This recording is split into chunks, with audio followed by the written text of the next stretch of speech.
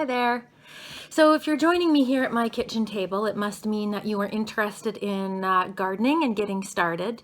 So full disclosure, I am no expert. I'm just somebody who started gardening about 12 years ago.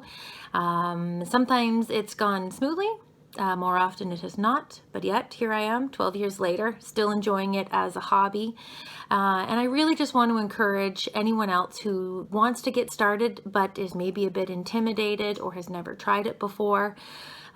Please let me reassure you, it doesn't have to be that complicated. It's pretty simple, and hopefully we can give some advice to you that will help you get started and get you on your way.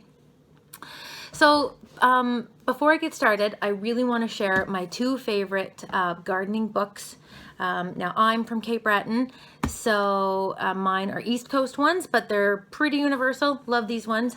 First up, East Coast Gardener, Marjorie Willison. Love this book. It is by far my favorite, and I think it would help out anybody who is interested.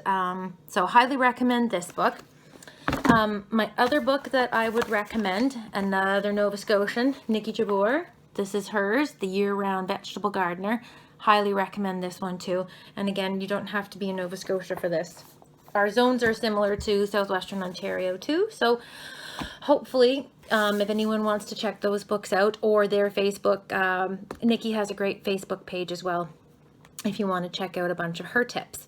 So to get started, you really just need dirt, water, and sun. So for those of you who already have a garden plot outside, if you're starting with your dirt, basically just make sure you've got good dirt. What's good dirt? Good dirt is just something that is not too compacted. If you want to add to it, you can just add in some potting soil. I always recommend too getting some bags of sheep manure, and all of these things are available at your garden stores and home hardware stores usually. So just start with some good dirt so that the seeds have a nice place to grow. Pick a spot that's not too wet, not too dry. In terms of watering, just use some good common sense. You know, think of these as your babies, right? You want to keep them happy, not too thirsty, not overwatered.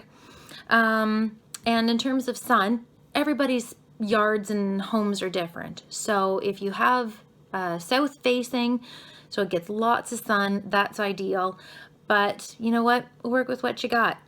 I would like to encourage anybody who doesn't have a garden plot to not let that stop you. And in fact, container gardening, you can grow a ton in containers, and it could really save on weeding, and it won't get you overrun with the project of maintaining a big garden. So if you are interested on how to actually get started and which seeds I recommend, then check out the next video.